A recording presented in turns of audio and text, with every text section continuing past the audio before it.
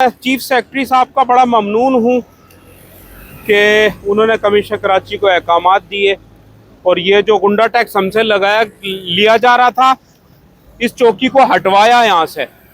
और यकीनन ये देरीना मसला है, पिछले 6 सालों से ईद से 25 दिन पहले ये ले लिया जाता है।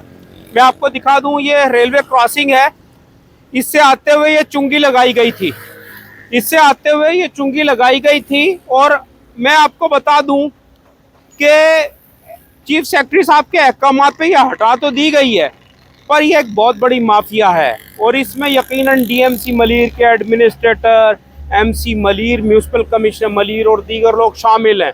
तो मैं इस पे ये कहूँगा, देखें चौकी हटाई गई है ना, आए आपको मैं दिखाता हूँ। एक आदमी इनका रेलवे क्रॉसिंग खड़ा है, जो भी गाड़ी आती है ये निकल के बाहर आते हैं यहाँ से।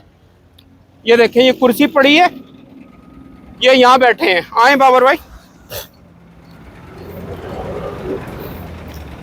ये देखें, ये यहाँ से निकल के बाहर आते हैं और गाड़ियों से भत्ता वसूल करते हैं। तो मैं ये कहूँगा कि डिप्टी कमिश्नर मलीर को, कमिश्नर कराची को, देखें ये चीफ सेक्रेटरी साहब के अहकामात को हवा में उड़ा दिया गया और ख़राबी बहुत ऊपर की सतह तक है। तो इदारों को नोटिस लेना चाहिए और नोटिस लेके इन पे एंटी करप्शन को, नैब को कार्रवाई करनी चाहिए, क्योंकि ये करोड़ों का मसला है, ये लाखों का मसला नहीं है। एक एक ट्रक से 1-1 लाख रुपए वसूल किए जा रहे हैं, तो यकीनन खराबी है। जबकि चीफ सेक्रेटरी साहब ने जब अहकाम दिए हैं कि जी ये ईद के स्पेशल डे के, डीसी मलीर ने मुझे ऑर्डर्स भेजे हैं, तो ईद स्पेशल डे चांद नजर आने के बाद शुरू होंगे।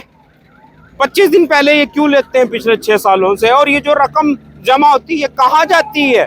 तो यकीनन पुष्ट पनाही है, यकीनन इदारों में जो करप्ट लोग मौजूद हैं ये उनकी पुष्ट पनाही है।